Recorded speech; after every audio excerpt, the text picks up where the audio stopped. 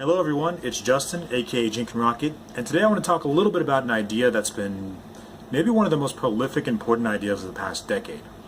And that idea is the law of accelerating returns. Now, if you've been reading my blog or you've been watching my videos for a while now, then you probably run into this idea a couple times because I talk about it quite a lot and basically won't be quiet about it. Whenever I get a chance to talk about it, I talk about it. But the reason for that is very simple. This is one of the most transformative ideologies ever introduced. The law of accelerating returns was first introduced by a man by the name of Ray Kurzweil back as far as the 80s, I think. And basically it's very, very simple. Information technologies proceed exponentially. And the human mind has a lot of trouble dealing with the exponential. The human mind is used to linear thinking. So if it's progressing at a certain rate, then it'll continue progressing that rate in the future. The idea that the rate will increase and that will change and squish the major changes closer and closer together in time is very, very counterintuitive for humans. And yet that has been the case for every information technology that we've observed, both in nature and of our own creation. So what we're looking at now is like a sort of turning point in human culture and technology that's very exciting because we're reaching a point where we're reaching a very, very steep level. So we're reaching a really, really interesting point in human culture. Instead of taking thousands of years or hundreds of years to reach new, interesting technologies, it's taking decades.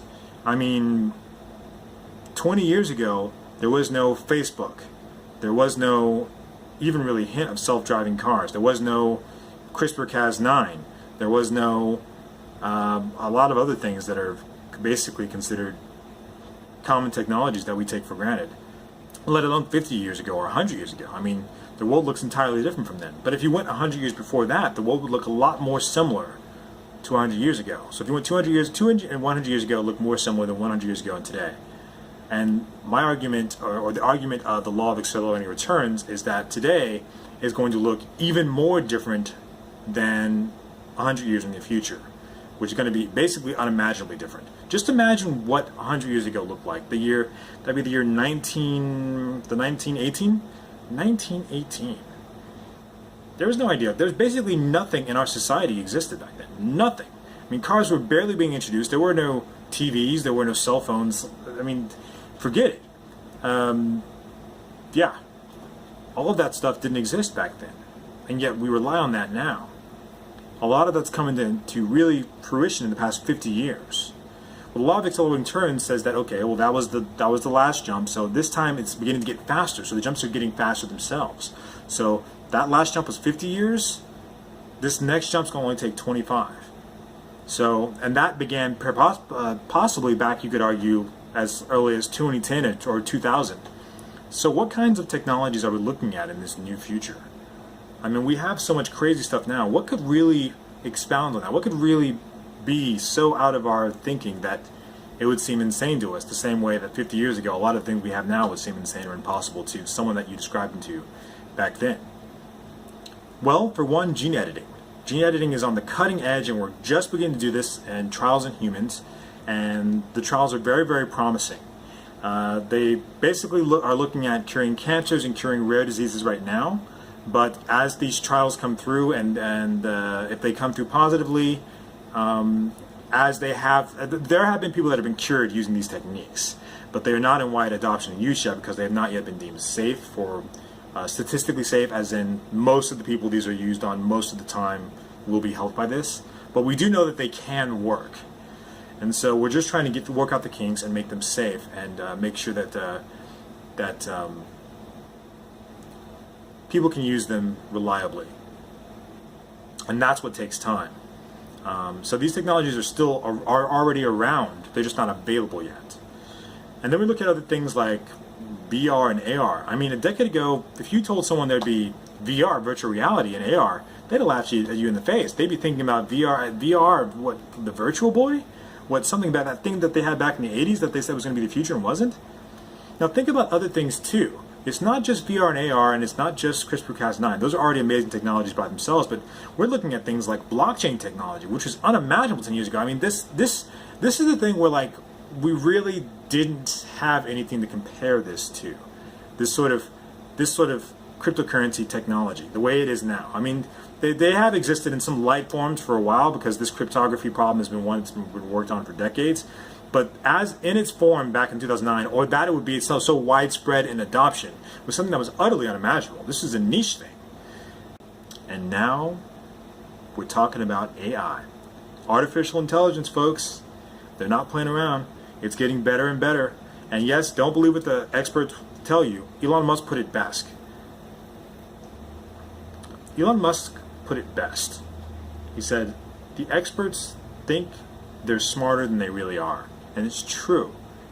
Experts are very, very good at a narrow niche, but often very, very bad about seeing where things are headed, or even where that niche is headed, because they can't see things in the wider context. They can't see the weight of improvement. They only see where things are right here. And then seeing that one little data point saying, oh, well, this other data point is way over somewhere else, so we'll never reach that anytime soon, maybe in 100 years. No. Ray Kurzweil has made a bet of like, I think $2,000 that's going to happen by 2029, and you know what? I'm pretty much agreeing with him. And the reason why is because, well, A, he has a great history of making these predictions. Ray Kurzweil is someone that predicted, the fall of the Soviet Union, the year in which the chess player would be beaten by an AI, and many other such things that have been and are coming to sort of fruition. You can look up his Wikipedia page, Ray Kurzweil predictions.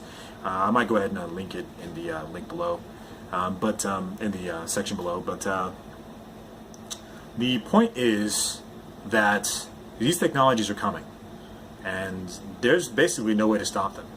The best we can hope for is to predict what they are and to regulate them.